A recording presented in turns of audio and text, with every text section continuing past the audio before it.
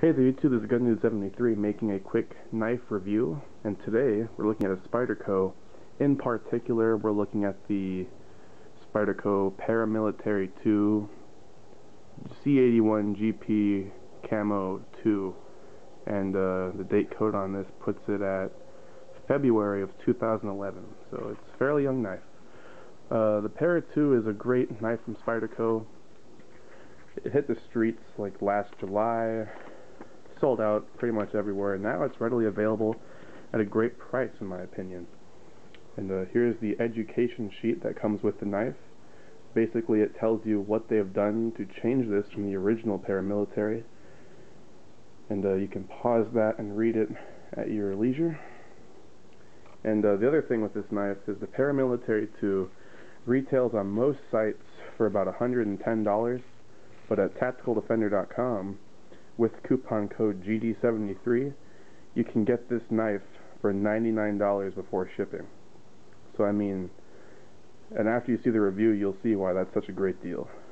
So to get started here, this knife features a 3.5 inch CPMS 30V blade featuring Spyderco's modified clip point blade shape. It's a great blade shape for EDC in my opinion.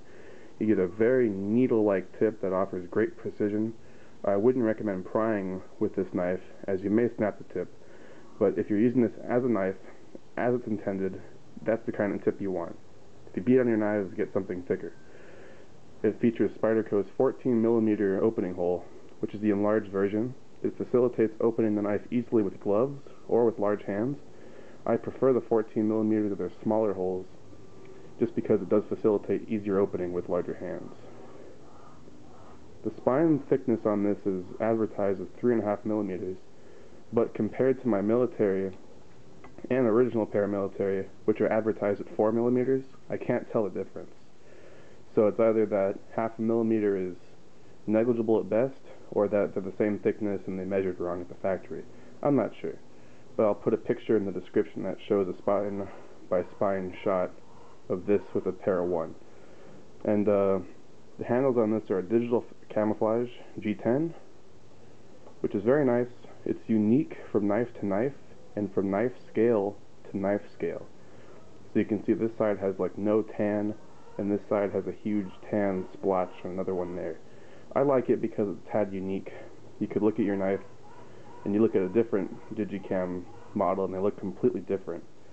You know, like you could obviously tell yours is yours and somebody else is somebody else's. I think that's kind of nice.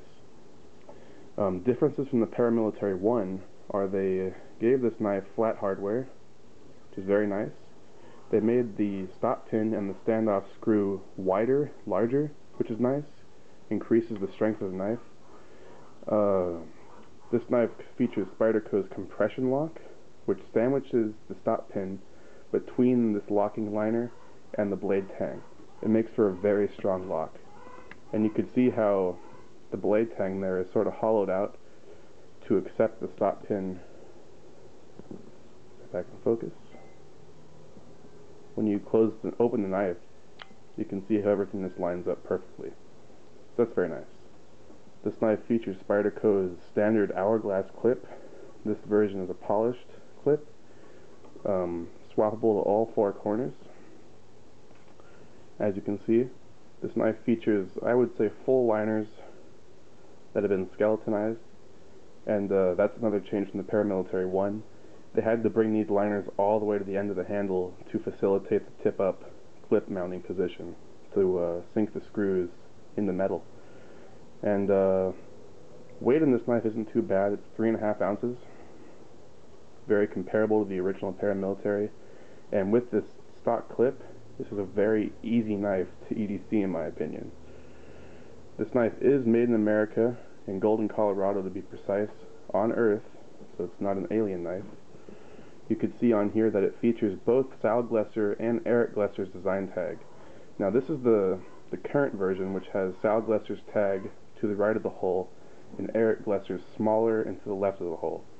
The original, the very first, just had Sal's, and then later on they added Eric's same size right next to Sal's, and then in subsequent runs they decided to move Eric's design tag to the back and make it smaller because he just assisted in refining this knife and not actually designing it. And that's from what I could tell reading on the forums and whatnot.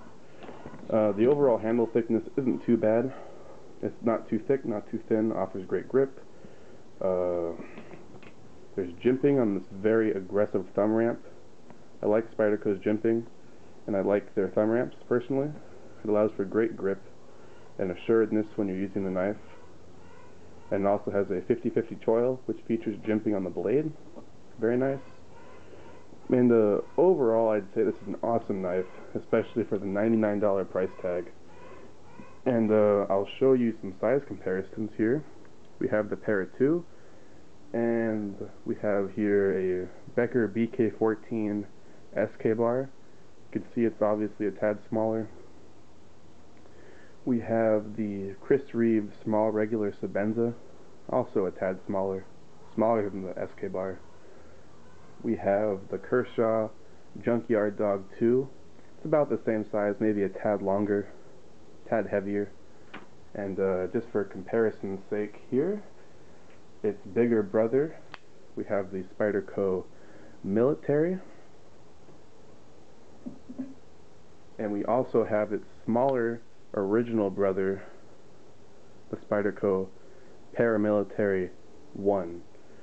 So you could see the size differences and the obvious design changes. Handle's longer, it has the larger hole, drilled for all four corners, the flat hardware, the longer blade. It's a very nice knife in my opinion. And it's also nice too that with all these improvements, they've even lowered the cost of this knife. Paramilitary ones went for about $140, and like I said, you can get this for $99, which to me is an absolute steal. So thank you guys for watching, and comments and criticism are always appreciated. I get back to them as quickly as I can, and I'll see you on the next review. Bye.